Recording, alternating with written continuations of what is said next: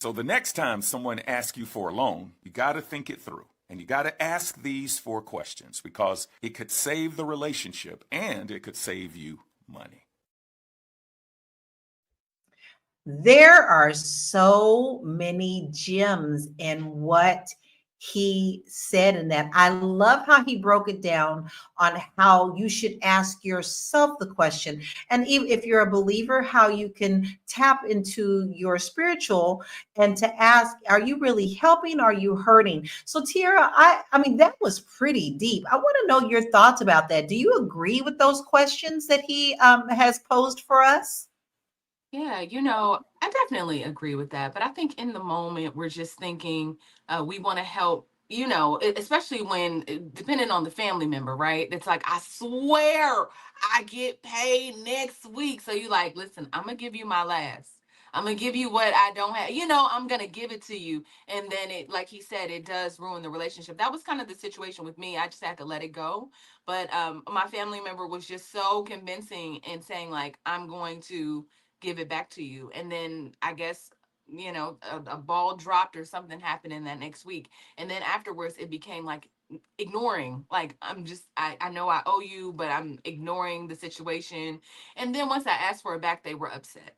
And so I just think it's so interesting, that little entitlement part. But I love what he said about just giving it to them, right? But then it puts you in a situation where people, if you start giving people money, they'll keep asking you for it, right? That's another thing. Like, just saying, like, girl, just keep it. And then before you know it, the next month it's like, girl, times is hard, can I please borrow? Then you become, it's like a green light goes off into their head that they can ask you and that you'll be there for them. That's very interesting. I have a family member, an elderly family member, who talked to me about this once before about one of our other family members. And she said, I made up my mind early on that this person was only going to get a certain amount from me. I didn't expect it back, even though they promised it. But once that number was hit, it was, no, I'm sorry, and she said it eased her mind. And after a while, that person got a clue, like, I can't go back to her and ask that.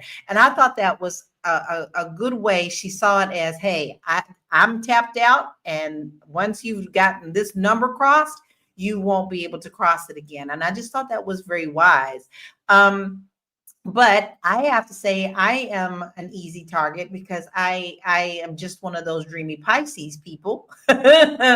So with that being said, Dr. Lene, there are a lot of people that feel like they are obligated to lend money. So why do you think they feel like they're obligated to lend money to family and friends, even when they know that they might not be repaid?